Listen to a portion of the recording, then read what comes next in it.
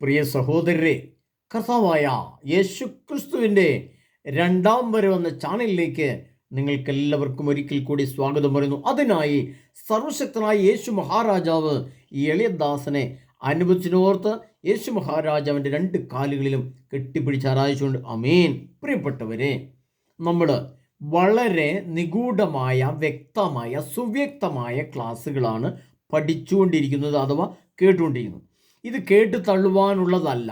ഈ ക്ലാസ്സുകൾ നിങ്ങൾ പോയിന്റ് വെച്ച് ബുക്കിൽ എഴുതി വെച്ച് ഏത് വിഷയത്തെ ആസ്പദമാക്കിയാണോ സംസാരിക്കുന്നത് ആ വിഷയത്തിലെ മൂലരൂപം ഏതാണ്, അടിസ്ഥാന ആശയം ഏതാണ്, അതെൻ്റെ ജീവിതത്തിൽ എപ്രകാരം ഞാൻ പ്രാവർത്തികമാക്കണം തുടങ്ങിയ കാര്യങ്ങളെക്കുറിച്ച് നിങ്ങൾ ബുക്കിൽ എഴുതി വെച്ച് പഠിച്ച് അത് പ്രായോഗിക ജീവിതത്തിൽ ഉടൻ പ്രായോഗിക തലത്തിൽ കൊണ്ടുവന്ന് ആ രീതിയിലുള്ളൊരു പ്രാക്ടീസ് നിങ്ങളുടെ ജീവിതത്തിൽ ചെയ്തു വെച്ചുകൊള്ളണം. അല്ലെങ്കിൽ വളരെ പെട്ടെന്നാണ് ലോകം മൂന്നാം ലോക മഹായുദ്ധത്തിൻ്റെ ഭീകരതയിലേക്ക് എടുത്തുകയാണെന്ന്. പെട്ടെന്ന് എനിക്കെന്തെങ്കിലും തിരുത്താമെന്ന് വിചാരിച്ചാൽ നടക്കില്ല, ഞാൻ പറഞ്ഞിട്ടുണ്ട്. അതുകൊണ്ട് ഇപ്പോൾ വ്യക്തമായി പഠിക്കുക, അറിയുക, അത് ജീവിതത്തിൽ കൊണ്ടുവരിക. അങ്ങനെ നമ്മൾ അവസാനമായി പഠിക്കുന്ന മൺതിട്ടയെക്കുറിച്ച് കേട്ടു. എന്താണ് മൺതിട്ട? ജീവനില്ലാത്ത സ്ഥലമാണ്, ഉപ്പ് കിഴി, ഉപ്പ് നിറഞ്ഞ സ്ഥലമാണ്. അവിടെ വളമില്ല, മണ്ണില്ല, വെളിച്ചം സൂര്യപ്രകാശം കൂടുതലാണ്. എങ്ങനെ നോക്കിയാലും ഒരു ജീവന് വളരുവാൻ പറ്റിയ സ്ഥലമല്ല നമ്മൾ കണ്ടു. അതുപോലെ ജീവൻ വറ്റി വരണ്ട, ജീവൻ നിലനിൽക്കാൻ പറ്റാത്ത, നിത്യജീവൻ്റെ ആത്മാവിന് വസിക്കാൻ പറ്റാത്ത ദൈവവചനങ്ങൾ എൻ്റെ ഹൃദയത്തിൽ പാകി മുളപ്പിച്ചാൽ മുളയ്ക്കാത്ത, ദൈവവചനത്തിൽ നിൽക്കുവാൻ പറ്റാത്ത ഏതെങ്കിലും ഒരു മൺതിട്ട എൻ്റെ ഹൃദയത്തിൽ, എൻ്റെ മനസ്സിൽ, എൻ്റെ ആത്മാവിൽ, എൻ്റെ ചിന്തയിൽ, എൻ്റെ ശരീരത്തിൽ ഉണ്ടെങ്കിൽ ആ മൺതിട്ടയെ എടുത്തു മാറ്റി വലിച്ചു ദൂരെ എറിഞ്ഞ് ആ മൺതിട്ടയുടെ സ്ഥാനത്ത് നിത്യജീവൻ്റെ നീർച്ചാലിൽ നിന്ന് ഒഴുകി ഇറങ്ങുന്ന ആ തെളിനീരാകുന്ന ജീവൻ്റെ വചനം, ജീവജലത്തിൻ്റെ വചനം, നിത്യജീവനിലേക്ക് നിർഗളിക്കുന്ന ആ ദൈവവചനത്തിൻ്റെ പരിശുദ്ധാത്മ ശക്തി എൻ്റെ ഹൃദയത്തിൽ നിറഞ്ഞു നിൽക്കുവാൻ, ഇറങ്ങി വരുവാൻ, യേശുവിൻ്റെ വരവിന് വേണ്ടി പ്രത്യേകം തയ്യാറാക്കപ്പെട്ട എൻ്റെ മനോശരീരങ്ങളെ യേശുവിന് മുമ്പിൽ കാഴ്ചവെക്കാൻ തക്കവിധം ഒരു രൂപാന്തരപ്പെട്ട മനസ്സാണോ എന്നിലുള്ളതെന്ന് പരിശോധിക്കുവാൻ നാം ഉദാഹരണമായി എടുത്ത വ്യക്തി ആരാണ്? അത് അരമത്യക്കാരൻ ജോസഫാണ്. അരമത്യക്കാരൻ ജോസഫാണ്. അവിടെ നിക്കോദെമോസിനെ പറ്റി വേണമെങ്കിൽ പറയാവുന്നതേ ഉള്ളൂ. കാരണം അദ്ദേഹം അധികമായി സമ്പാദിച്ചത് യേശുവെ അങ്ങയുടെ നാമത്തിൽ ഞാൻ എല്ലാവർക്കും ദാനമായി കൊടുക്കുന്നു പറഞ്ഞൊരു ഭാഗത്തിലേക്ക് വരുന്നുണ്ട്. പക്ഷേ അതിനു മുമ്പ് നമ്മൾ അരമത്യക്കാരൻ ജോസഫ് ആരായിരുന്നു? അരമത്യക്കാരൻ ജോസഫ് എന്ന് ഞാൻ പ്രത്യേകം പറഞ്ഞിട്ടുണ്ട്. അത് ഒന്നുകൂടി എടുത്തു പറയുകയാണ്. ചിലർ 500 പേര്, 600 പേര്, 700 പേര്, 400 പേരൊക്കെ കണ്ടവരുണ്ട്. അപ്പോൾ കേൾക്കാം, അരമത്യക്കാരൻ ജോസഫ് എന്ന് പറഞ്ഞാൽ അവൻ അന്നത്തെ യഹൂദ സമുദായത്തിലെ, അന്നത്തെ ദേവാലയത്തിലെ ഒരു ആലോചന സമിതി, അന്നത്തെ പള്ളി കമ്മിറ്റിയിൽ, ഇന്നത്തെ ഭാഷ പറയുമ്പോൾ പള്ളി കമ്മിറ്റിയിൽ അംഗമായിരുന്നു. അവൻ അവരുടെ ആലോചനകളിലും പങ്കു ചേർന്നിരുന്നില്ല. എന്നാൽ ദൈവരാജ്യം, ദൈവനീതി, യേശുക്രിസ്തു നിത്യജീവൻ്റെ വ്യക്തിത്വമുള്ള വ്യക്തിയാണെന്നും ആ വ്യക്തി മരിച്ചാലും അല്ലെങ്കിൽ കൊന്നാലും ഉയർത്തെഴുന്നേൽക്കാൻ ശക്തിയുള്ള ദൈവാത്മാവ് നിറഞ്ഞ ദൈവ മനുഷ്യനാണെന്നും ബോധ്യപ്പെട്ട, എല്ലാ അർത്ഥത്തിലും അത് ഗ്രഹിച്ചിരുന്ന ഒരു മനുഷ്യനായിരുന്നു അരമത്യക്കാരൻ ജോസഫ്.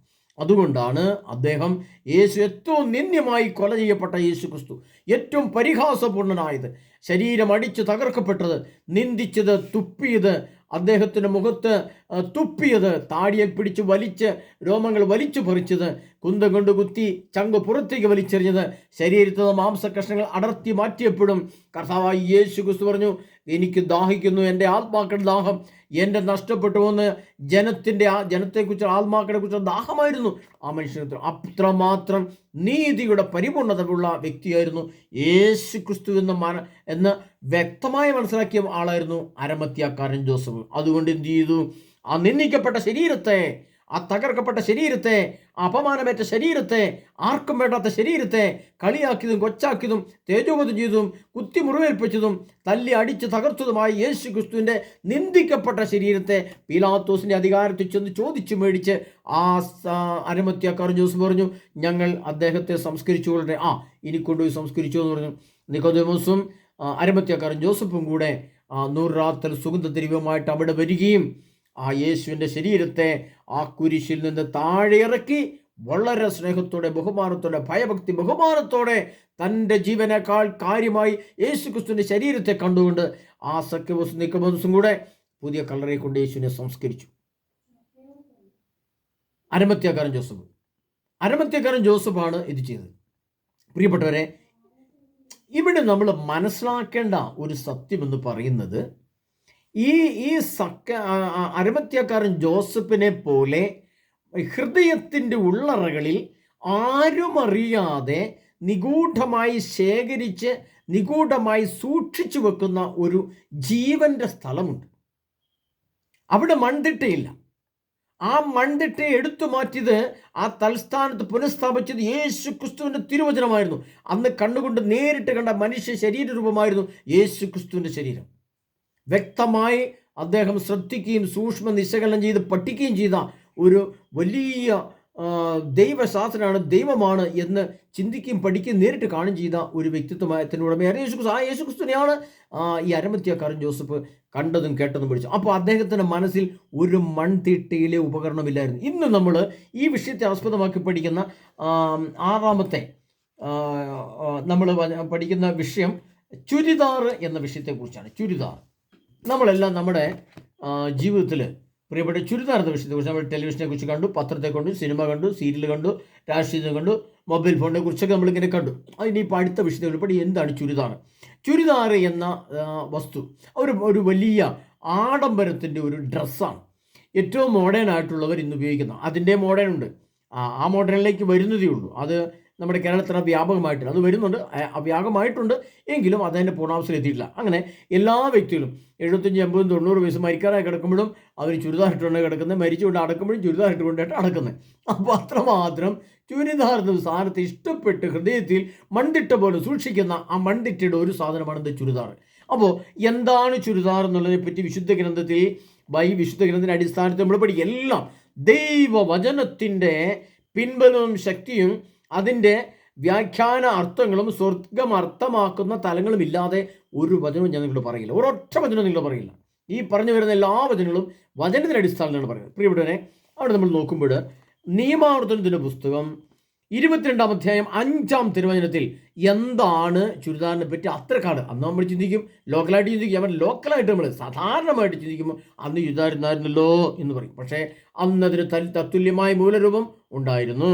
സ്ത്രീ പുരുഷൻ്റെയോ പുരുഷൻ സ്ത്രീയുടെ വേഷം അണിയരുത്. അപ്രകാരം ചെയ്യുന്നവൻ നിന്റെ ദൈവമായ കർത്താവിന് നിന്ദ്യരാണ്. അപ്പോൾ ഞാനൊരു കാര്യം ചോദിക്കുകയാണ്, ഇന്ന് ചുരിദാറൊക്കെ ഇട്ട് ശരീരത്തിൻ്റെ എല്ലാ ഭാഗങ്ങളുടെയും അതിൻ്റെ അവയവങ്ങൾ അതിൻ്റെതായ രീതിയിൽ കാണാൻ സാധിക്കുന്ന ഒരു സംവിധാനത്തോടു കൂടിയ ഡ്രസ്സാണത്. അപ്പോൾ അതിട്ടുകൊണ്ട് ചെയ്യുമ്പോൾ കർത്താവിന് നിന്ദ്യരാണ് എന്ന് കർത്താവ് പറഞ്ഞു വയ്ക്കുമ്പോൾ, ഇവിടെ പ്രിയപ്പെട്ടവരെ, നമ്മൾ ഈ വചനം കേൾക്കുമ്പോൾ നമ്മുടെ ഉള്ളിൻ്റെ ഉള്ളിൽ പറയും, എൻ്റെ പൊന്നുപുത്രനെ, നിങ്ങൾ നിങ്ങളുടെ പണി നോക്കിക്കോ, ഞങ്ങളുടെ ഇഷ്ടമുള്ള വസ്ത്രം ധരിച്ച് ഞങ്ങൾ ദേവാലയത്തിൽ പോകും. ചുരിദാറാണ് അതിടും, ബർമുടയാണ് അതിടും, ഞങ്ങളുടെ സൗകര്യമാണ്, ഞങ്ങൾക്ക് സമ്പത്തുണ്ട്, പണമുണ്ട്, ഇഷ്ടമുള്ള ചുരിദാർ മേടിച്ച് ഞാനായിട്ട് പള്ളിയിൽ പോകും. നിങ്ങളൊന്നുമല്ല പറയാൻ, നിങ്ങളെക്കൊണ്ട് ഞങ്ങളെ ഈ വസ്ത്രദാനത്തെ മാറ്റിക്കാൻ സാധിക്കുമില്ല എന്ന് നിങ്ങൾ മനസ്സിൽ തീരുമാനിച്ചുറപ്പിച്ച് പറഞ്ഞോണം കേട്ടോ. അത് തീരുമാനിച്ചോണം. ഞാനീ പറഞ്ഞു വിചാരിച്ചിട്ട് ചുരിദാർ ഇടാതെ പോയെങ്കിൽ ചുരിദാർ ഇട്ട് തന്നെ പള്ളി പോകണം. അപ്പോൾ അവർക്കുള്ള ശിക്ഷ എന്താണെന്ന് പുറകെ വരുമ്പോൾ പറഞ്ഞുതരാം. അതുകൂടെ കേൾക്കേണ്ടി വരും നിങ്ങൾ. ഓക്കെ. അപ്പോൾ പ്രിയ സഹോദരങ്ങളെ, കർത്താവ് പറയുന്നത്, പുരുഷൻ്റെ വസ്ത്രം സ്ത്രീയോ സ്ത്രീയുടെ വസ്ത്രം പുരുഷനോ ധരിക്കരുത്. ഞാൻ ചോദിക്കട്ടെ, നമ്മുടെ പ്രധാനമന്ത്രി നരേന്ദ്രമോദി, അദ്ദേഹം ലോക പ്രശസ്തമായ ഒരു ലോക നേതാവാണ്. ഇന്ത്യയുടെ മാത്രമല്ല ലോകത്തിൻ്റെ മൊത്തം നേതാവാണ് നമ്മുടെ പ്രധാനപ്പെട്ട ബഹുമാന്യനും സ്നേഹനിധിയുമായ നരേന്ദ്രമോദി. അദ്ദേഹത്തിൻ്റെ ഡ്രസ്സ് നിങ്ങൾ ശ്രദ്ധിച്ചിട്ടുണ്ടോ? ഒരു കണക്കിൽ പറഞ്ഞാൽ നമ്മൾ ആദ്യം മനസ്സിലാക്കേണ്ടത്, പഞ്ചാബികളും അല്ലെങ്കിൽ ഉത്തരേന്ത്യയിലുള്ള ആണുങ്ങൾ ആദ്യമായിട്ട് ഉപയോഗിച്ചിരുന്ന ഒരു വസ്ത്രമായിരുന്നു ചുരിദാർ പോലത്തെ ഒരു വസ്ത്രം. അതിനെന്താണോ പറയുന്നത് എനിക്കറിയത്തില്ല, നമ്മൾ കാണുമല്ലോ. അപ്പോൾ അതിൻ്റെ വിവിധ മോഡലുകൾ അത് സ്ത്രീയും എടുത്തു അണിയാൻ തുടങ്ങിയപ്പോൾ എന്തായി, അത് ചുരിദാർ എന്ന പേരായി, അത് വ്യാപകമായിട്ട് ഉപയോഗിക്കാൻ തുടങ്ങി. അപ്പോൾ എന്തായി, അത് ദൈവത്തിന് നിന്ദ്യമാണ്. സ്ത്രീ അത് ഉപയോഗിക്കുന്നത്, അത് പുരുഷന്മാരുടെ വസ്ത്രമായിരുന്നു. പുരുഷൻ്റെ വസ്ത്രം സ്ത്രീയോ സ്ത്രീയുടെ വസ്ത്രം പുരുഷനോ ധരിക്കരുത്. അങ്ങനെ ധരിക്കുന്നവരെ ദൈവത്തിന് നിന്ദ്യമാണ്, നിന്ദ്യരാണ് എന്ന് കർത്താവ് പറഞ്ഞു വയ്ക്കുകയാണ്. പ്രിയപ്പെട്ടവരെ, ഇനി നമ്മൾ മനസ്സിലാക്കേണ്ടത്, അവിടെ നിങ്ങോട്ട് പോന്നു കഴിയുമ്പോൾ നമ്മൾ ചിന്തിക്കും, ഇതൊക്കെ ഈ നമ്മുടെ സൗകര്യത്തിൽപ്പെട്ട കാര്യമാണ്, ഇതിന് ലോകം എങ്ങനെ പോകുന്നു അങ്ങനെ ഞാൻ പോകും, അതുകൊണ്ട് എന്തു സംഭവിക്കുന്നതിനെ പറ്റി കർത്താവ് പറഞ്ഞത് ജ്ഞാനത്തിൻ്റെ പുസ്തകം 4-ാം അധ്യായം, അതിൻ്റെ ഒരു ഹെഡിങ് തന്നെ അവസാന വിധി എന്നാണ്. അവിടെ ഇങ്ങനെയാണ് ചോദിച്ചത്, തങ്ങളുടെ പാപങ്ങളുടെ കണക്കെടുക്കുമ്പോൾ അവർ ഭയചകിതരായെത്തും. അവരുടെ ദുഷ്കൃത്യങ്ങൾ അവരെ മുഖത്തു നോക്കി കുറ്റപ്പെടുത്തും. ഒന്നുകൂടെ വായിക്കാം. തങ്ങളുടെ പാപങ്ങളുടെ കണക്കെടുക്കുമ്പോൾ അവർ ഭയചകിതരായെത്തും. അവരുടെ ദുഷ്കൃത്യങ്ങൾ അവരെ മുഖത്തു നോക്കി കുറ്റപ്പെടുത്തും. എപ്പോഴാണ് ഈ കുറ്റപ്പെടുന്നത്? ഇപ്പം നിങ്ങളുടെ മുഖത്ത് നോക്കി ഞാൻ കുറ്റപ്പെടുത്തുകയാണ്.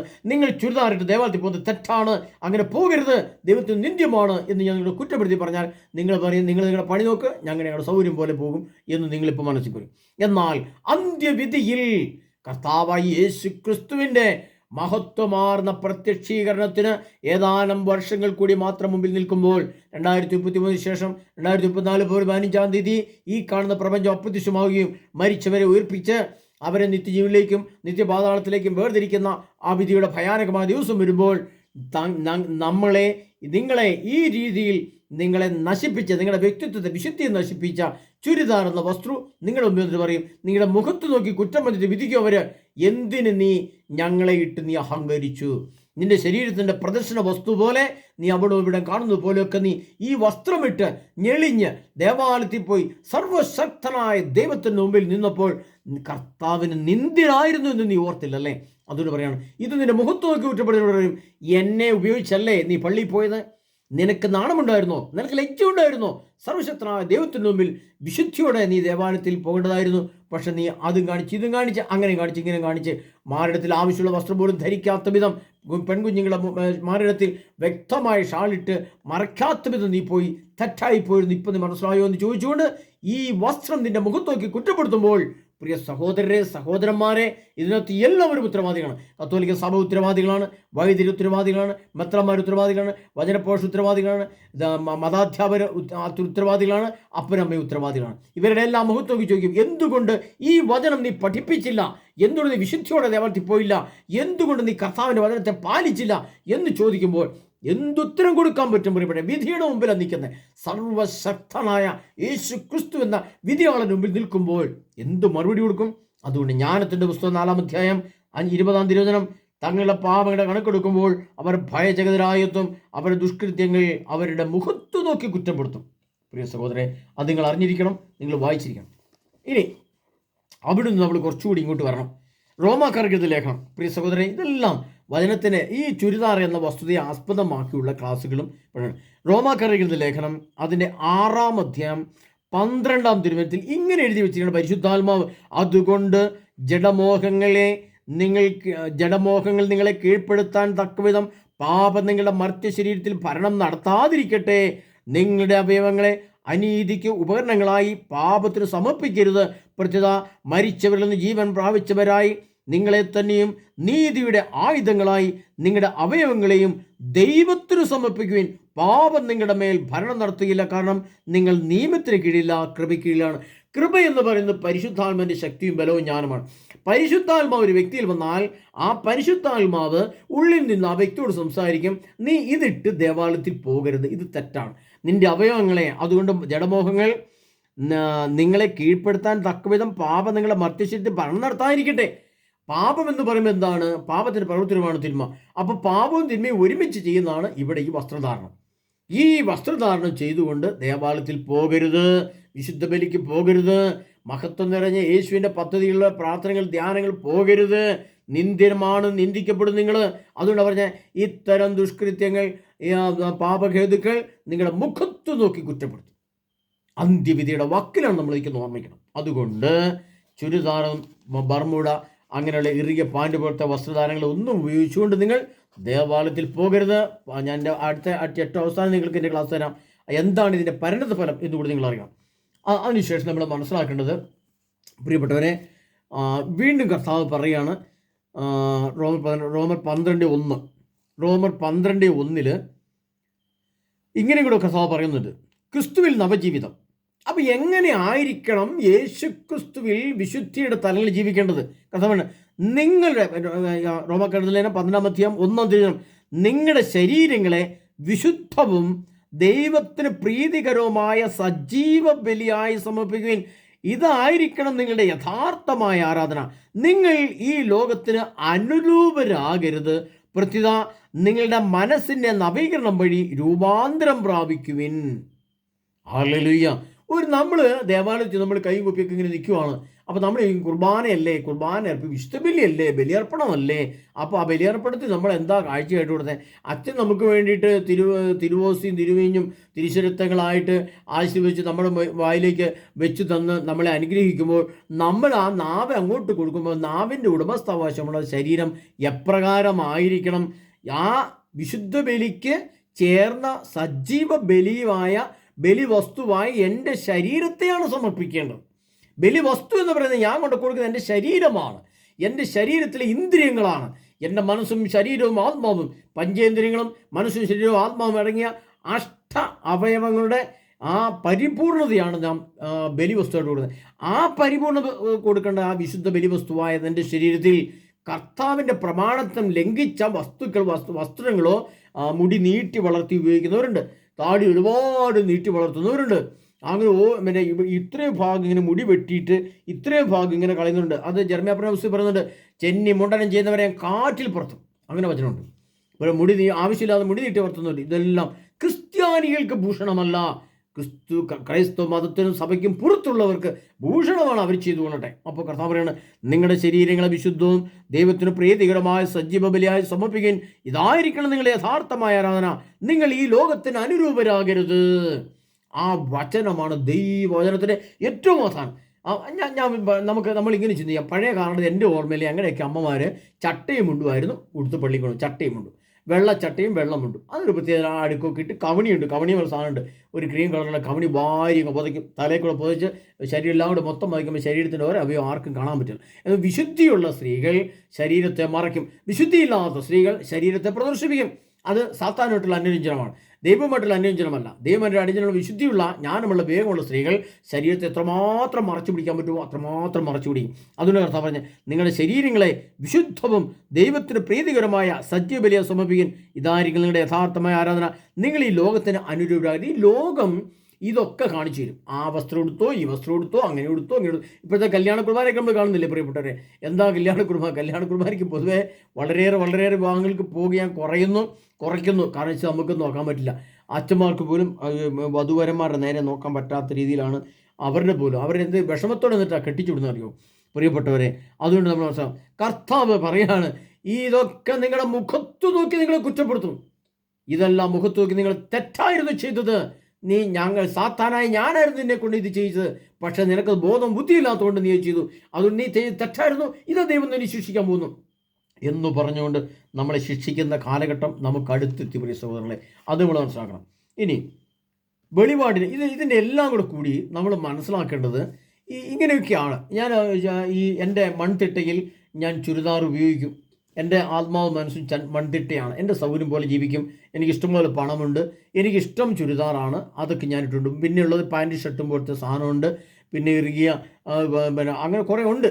അതൊക്കെ എൻ്റെ സൗകര്യം പോലെ ജീവിക്കും. കാരണം എൻ്റെ മക്കളൊക്കെ വിദേശത്താണ്, അവർ പൈസ അയക്കുന്നത് എൻ്റെ സൗകര്യം പോലെ ജീവിക്കും.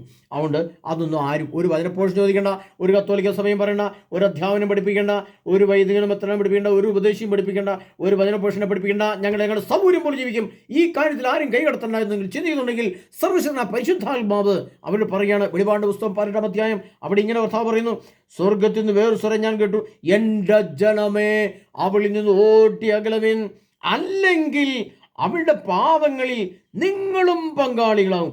അവരുടെ മേൽ പതിച്ച മഹാമാരികൾ നിങ്ങളെയും പിടികൂടും. അവളുടെ പാപങ്ങൾ ആകാശത്തോളം കുമാരം കൊണ്ടിരിക്കുന്നു. ദൈവം അവരുടെ അതിക്രമങ്ങൾ ഓർമ്മിക്കുകയും ചെയ്യുന്നു. എന്നിട്ട് എന്താ കർത്താവ് പറയുന്നറിയോ? ഓർമ്മിച്ച് കഴിഞ്ഞാൽ കർത്താവ് പറയുകയാണ്, അവൾ കലർത്തി തന്ന പാനപാത്രത്തിൽ അവൾക്ക് ഇരട്ടി കലർത്തി കൊടുക്കും. അവൾ തന്നെ എത്രത്തോളം മഹത്വപ്പെടുത്തുകയും സുഖഭോഗങ്ങളിൽ മുഴുകുകയും ചെയ്തുവോ അത്രത്തോളം പീഡനവും ദുഃഖവും അവൾക്ക് നൽകും. ഇനി വരുന്നത് പീഡനവും ദുഃഖവുമാണ്. ഹല്ലേലൂയ. ആ 3-ാം ലോക മഹായുദ്ധം പൊട്ടിപ്പുറപ്പെട്ടാൽ മാർക്കറ്റുകളിൽ ഭക്ഷണമില്ലാണ്ടാവും. അപ്പോൾ എന്തായി? ഭക്ഷണമില്ലാത്തതിൻ്റെ പീഡനം. ഭക്ഷണമില്ലാത്തൊരു കുടുംബത്തിൽ 3-4-5 പേര് ഒരുമിച്ച് നോക്കുകയും 2 ദിവസം 3 ദിവസം വിശക്കുന്നു. ഒരാൾ ബോധം കെട്ട് വീണു, ഒരാൾ വീണ് മരിച്ചു, ഒരാൾ ബോധം കെട്ട് മരിക്കാറായി കിടക്കുന്നു.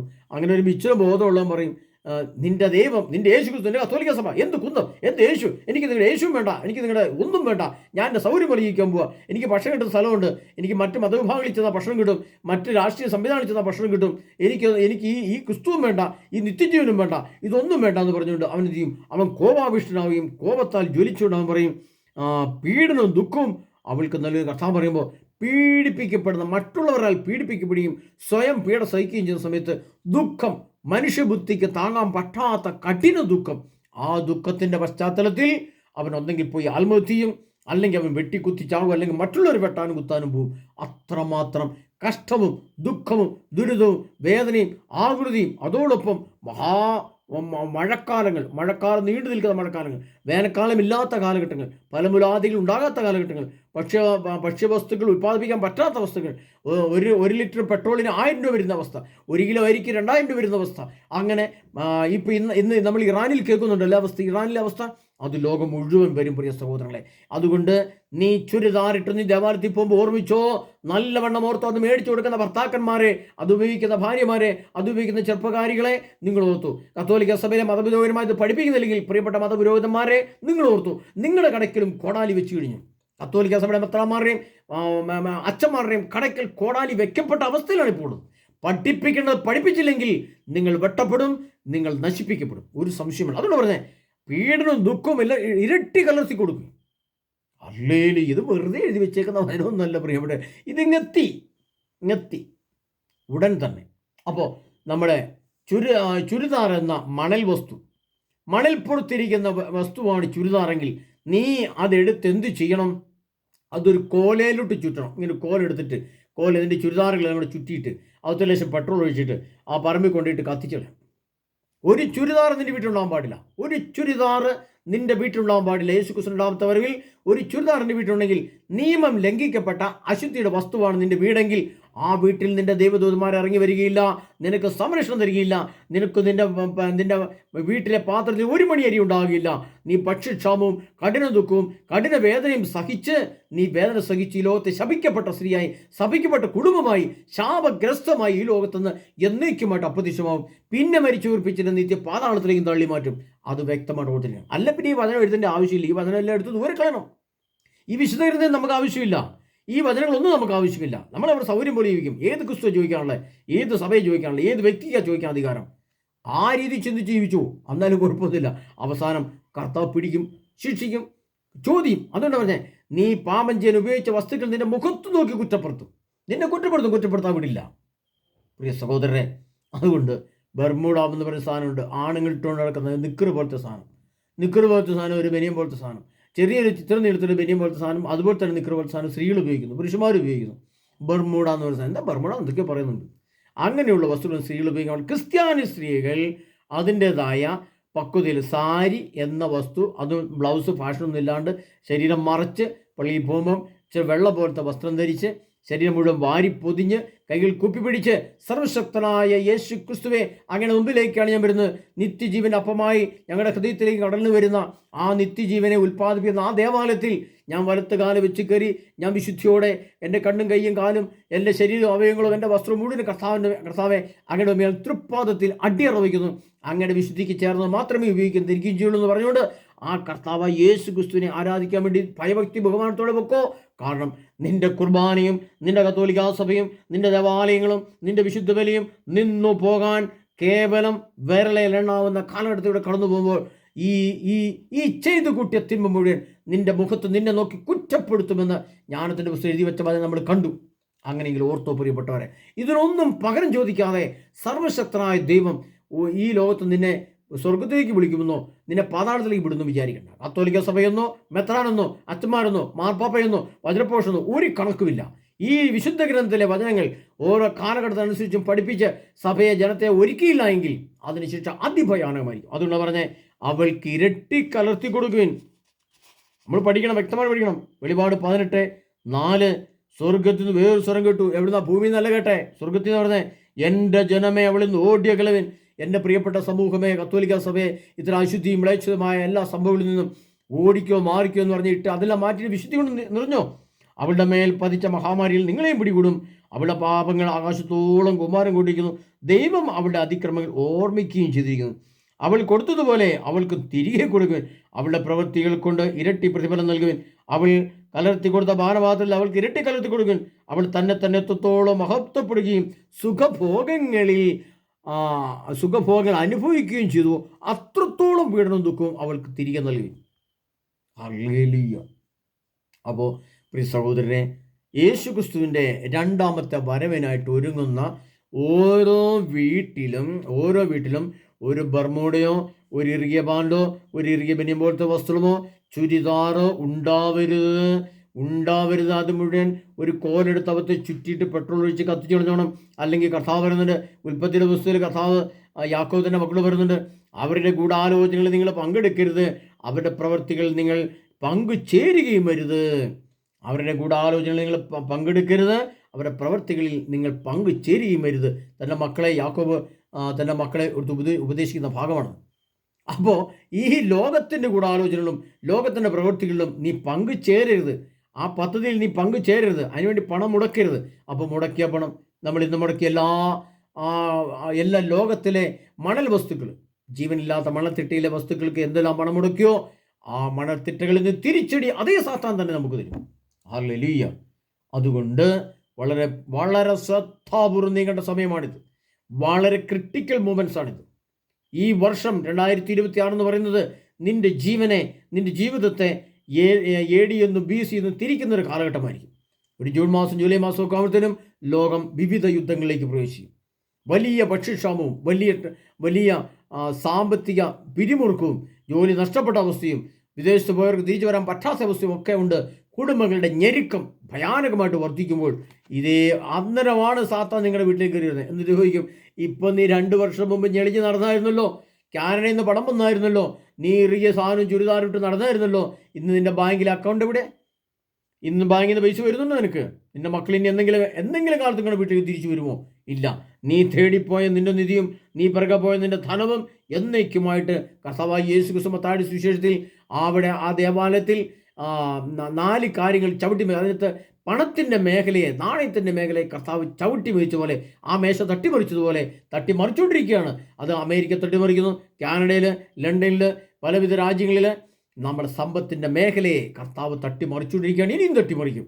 അപ്പോൾ മുഖത്ത് നോക്കി സാത്താൻ ചോദിക്കും, നീ അങ്ങോട്ട് തേടി പോയായിരുന്നല്ലോ, നീ ഇങ്ങോട്ട് തേടി പോയായിരുന്നല്ലോ, കുറേ ലക്ഷമിട്ട് അമ്മാനം ആടിയായിരുന്നല്ലോ, സുഖിച്ചായിരുന്നല്ലോ, നീ സുഖഭോഗികൾ. അതാ കർത്താവ് പറയുന്നത്, വ്യക്തമായിട്ട് എഴുതി കൂടെ വെച്ചിട്ടുണ്ട്. അവൾ തന്നെ എത്രത്തോളം മഹത്വപ്പെടുത്തി. വസ്ത്രധാരണത്തിൽ നമ്മൾ എന്തൊരു മഹത്വം മറ്റുള്ളവർക്ക് കാണിച്ചു കൊടുക്കുന്നത്. ഞാൻ എൻ്റെ വസ്ത്രം, എൻ്റെ ശരീരത്തിൽ കിടന്ന വസ്ത്രം കൊണ്ട് ഞാൻ എന്തൊരു അഹങ്കാരം, എന്തൊരു ഞെളിമ, എന്തൊരു പൊളവാണെന്നറിയോ എൻ്റെ ശരീരത്തിന് മറ്റുള്ളവരെ കാണിച്ചു കൊടുക്കാൻ. അതാണ് എത്രമാത്രം മഹത്വപ്പെടുത്തി. സുഖഭോഗങ്ങൾ അനുഭവിക്കുകയും ചെയ്തു. അത് ഏറ്റവും ഒരു സുഖമാണ്. അതിൻ്റെ സുഖഭോഗത്തിൽ ഞാനിങ്ങനെ ആനന്ദിച്ചു, ഇങ്ങനെ പള്ളിക്കകത്തൂടെ, ദേവാലയത്തിൽ, അച്ഛന്മാരുടെ മുമ്പിൽ കൂടെ, കന്യാസിയുടെ മുമ്പിൽ കൂടെ, ജനങ്ങളുടെ മുമ്പിൽ കൂടെ, യുവതി യുവാക്കന്മാരുടെ മുമ്പിൽ കൂടെ നമ്മളിങ്ങനെ അതും കാണിച്ച് ഇതും കാണിച്ച് നടന്നപ്പോൾ കർത്താവിന് ചെയ്തു, അത്രത്തോളം പീഡനവും ദുഃഖവും അവൾക്ക് നൽകുവിൻ.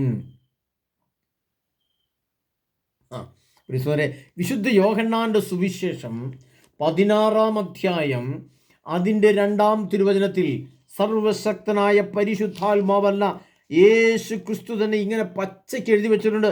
നിങ്ങൾ വായിച്ചു നോക്കണം. നിങ്ങൾക്ക് ഇടർച്ച ഉണ്ടാകാതിരിക്കേണ്ടതിനാണ് ഞാൻ നിങ്ങളോട് പറഞ്ഞത്. അവർ നിങ്ങളെ സിനഗോഗുകളിൽ നിന്ന് പുറത്താക്കുകയും നിങ്ങളെ കൊല്ലുന്ന ഏവനും താൻ ദൈവത്തിന് ബലിയിട്ടെന്ന് പറയുന്ന സമയം വരികയും ചെയ്യും. വരുന്നു. നിങ്ങളെ കൊല്ലുന്ന ഏവനും താൻ ദൈവത്തിന് ബലിയിട്ടു എന്ന് കരുതുന്ന സമയം അടുത്തു വരുന്നു. കത്തോലിക്കരെയും ക്രിസ്ത്യാനികളെയൊക്കെ തേടി പിടിച്ചു കൊല്ലുന്ന കാലഘട്ടം അടുത്തു. കർത്താവ് പറയാണ്, നിങ്ങളെ കൊല്ലുന്ന ഏവനും ദൈവത്തിന് ബലിയിട്ട് പറഞ്ഞുകൊണ്ട് നേർന്നു കൊല്ലും ക്രിസ്ത്യാനികളെ. പീഡനം ദുഃഖം വരുവില്ല, കണക്കൂട്ടിക്കൂ. ഹല്ലേലൂയ. അതുകൊണ്ട് ഈ ക്ലാസ് ഏതെങ്കിലും ഒരു വ്യക്തി കേട്ടാൽ, ആ വ്യക്തിയുടെ വീട്ടിൽ ഒരു ചുരിദാർ ഉണ്ടെങ്കിൽ ഇപ്പോൾ തന്നെ, നാളെ നേരം ഇപ്പോൾ രാത്രി പെട്രോളൊന്നും കിട്ടിയില്ലെങ്കിൽ ഇപ്പോൾ തന്നെ മെനക്കെട്ട, നാളെ നേരം ഒരു കോലയിൽ ചുറ്റണ ഈ സാധനം, ഈ ബർമൂടെ മറ്റു സാധനങ്ങളുടെ കോലയിൽ ഇങ്ങനെ ചുറ്റിയിട്ട് കെട്ടി വെക്കണം. എന്നിട്ട് ഒരു 12 പോലെ കൊടുത്തിട്ട് ലേശം പെട്രോൾ മേടിച്ച് വന്നിട്ട് ആ പറമ്പിൻ്റെ ഒരു മൂലയ്ക്ക് കൊണ്ടിട്ട് കത്തിച്ച് കളയണം. പിന്നെ മേലാൽ ആ ചുരിദാറും സാധനവും അതോടനുബന്ധിച്ചൊരു സാധനം നിങ്ങളുടെ വീട്ടിലുണ്ടാവരുത്. അങ്ങനെയുള്ള വീടുകൾ കർത്താവിൻ്റെ അഗ്നിക്കിരയാക്കും കർത്താവ്. പറഞ്ഞിട്ടുണ്ടല്ലോ, എത്രത്തോളം പീഡനവും എത്രത്തോളം ദുഃഖവും ഒക്കെ കലർത്തി കൊടുക്കാമോ അത് കൊടുത്തോ. പിന്നെ ക്രിസ്ത്യാനിയും സാധനം തേടി പിടിച്ചു കൊള്ളുന്ന കാലം വരിക. യോഹന്നാൻ 16:2 ചുമ്മാ പറഞ്ഞല്ലോ, ചുമ്മാ പറഞ്ഞതല്ല. നെത്തി വ്യക്തമായിട്ട് ഓർത്തു. അതുകൊണ്ട് പ്രിയ ക്രിസ്ത്യാനികളെ, പ്രിയ കത്തോലിക്ക സഭയെ, പ്രിയ അച്ഛന്മാരെ, പ്രിയ മെത്രാന്മാരെ, നിങ്ങൾ പഠിപ്പിക്കുക. ഇല്ലെങ്കിൽ നിങ്ങളാകുന്ന വൃക്ഷം വെട്ടി തീലെറിയും കർത്താവ്. ഹല്ലേലൂയ, ആമേൻ. പ്രിയ സഹോദരനെ, കർത്താവായ യേശു ക്രിസ്തുവിൻ്റെ രണ്ടാമത്തെ വരവിന് തയ്യാറായി ലോകം നിൽക്കുമ്പോൾ, ഒരു മൂന്നാം ലോക മഹായുദ്ധം പടിവാതിക്കൽ വെളിപ്പുറത്ത് വന്നു നിൽക്കുമ്പോൾ, ആണവ ആയുധങ്ങൾ ഓരോ രാഷ്ട്രങ്ങളുടെയും നേരെ ആയിരങ്ങൾ തിരിച്ചു വെച്ച് അതിൻ്റെ സ്വിച്ച് ബോർഡ് കൈ പിടിച്ചുകൊണ്ട് ഭരണാധികാരികൾ നോക്കി നിൽക്കുമ്പോൾ, ഒരു പ്രധാനപ്പെട്ട കാരണവും പോയിന്റും ഈ ലോകത്ത് മൂന്നാം ലോക മഹായുദ്ധം പൊട്ടിപ്പുറപ്പെടാൻ ഉണ്ടായാൽ ആ സെക്കൻഡിൽ ആണവ ആയുധങ്ങൾ പറന്നു വരും. അതുകൊണ്ടാണ് റോമാക്കാരുടെ ലേഖനം 1-ാം 18-ാം തിരുവചനത്തിൽ അതിൻ്റെ 1-ാമത്തെ കർത്താവ് ഇങ്ങനെ പറയാണ്, അവിടെ കർത്താവ് എഴുതി വെച്ചിരിക്കുന്ന വചനം ഞാൻ പറഞ്ഞിട്ടുള്ളത് നിങ്ങൾ പ്രിയപ്പെട്ട ഓർമ്മിക്കണം. അവിടെ എഴുതി വെച്ചിട്ടുള്ള വചനം വളരെ വ്യക്തമായിട്ട് നമ്മൾ മനസ്സിലാക്കണം. റോമാക്കാരുടെ ലേഖനം 1:18 അവിടെ എഴുതി വെച്ചിട്ടുണ്ട്, ദൈവത്തിൻ്റെ ക്രോധം ആകാശത്തു നിന്ന് പ്രത്യക്ഷപ്പെടുന്നു എന്നിരിക്കുന്നത്. 1 റോമാക്കാരുടെ ലേഖനം പറഞ്ഞിട്ട്, മനുഷ്യരുടെ സകല ദുഷ്ടതയ്ക്കും അനീതിക്കുമെതിരായി ദൈവത്തിൻ്റെ ക്രോധം ആകാശത്തു നിന്ന് പ്രത്യക്ഷപ്പെടുന്നു. ദൈവത്തിൻ്റെ ക്രോധം എങ്ങനെ ആകാശത്ത് പ്രത്യക്ഷപ്പെടുന്നത്? കോപമല്ല, ക്രോധമാണ്. കോപം വേറെ, ക്രോധം വേറെ. ഞാൻ പറഞ്ഞിട്ടുള്ളതാണ്. കോപം പെട്ടെന്ന് ശമിക്കും, ക്രോധം പ്രവൃത്തിരൂപമാണ്. കോപത്തിൻ്റെ പ്രവൃത്തിരൂപമാണ് ക്രോധം. അത് മിസൈൽ രൂപത്തിലാണ് വരുന്നത്. ആകാശത്ത് പെട്ടെന്ന് മിസൈൽ രൂപത്തിൽ ക്രോധം ഇങ്ങ് വരികയാണ്, പ്രവൃത്തി രൂപത്തിൽ. അത് വന്ന് എങ്ങോട്ടാണ് വീഴുന്നത്? നമ്മുടെ പള്ളികൾ, നമ്മുടെ ദേവാലയങ്ങൾ, നമ്മുടെ ക്രിസ്ത്യൻ കുടുംബങ്ങൾ, നമ്മുടെ രാജ്യങ്ങൾ എല്ലാം, നമ്മുടെ ഭൂഖണ്ഡങ്ങൾ ഒക്കെ സാത്താൻ 2 എന്ന് പറയുന്ന റഷ്യയുടെ അണുബോംബുകളൊക്കെ മിന്നൽപ്പടിര് പോലെയാണ് വന്ന് വീഴുന്നത്. അത് ബഹിരാകാശത്ത് പോയിച്ചിട്ട് വരുന്നത് ഒരു റഡാറിനും കണ്ടുപിടിക്കാൻ പറ്റില്ല. വന്ന് വീണ് പൊട്ടി കഴിയുമ്പോൾ അയ്യോ എന്ന് നിലവിളിയാക്കാം. അത്രേ ഉള്ളൂ, കൂടുതലൊന്നും കേൾക്കല. അതുപോലെ ഉണ്ടാകല, പേടിച്ച് വിറച്ചിട്ട് മരിക്കും മനുഷ്യൻ. ഹല്ലേലൂയ.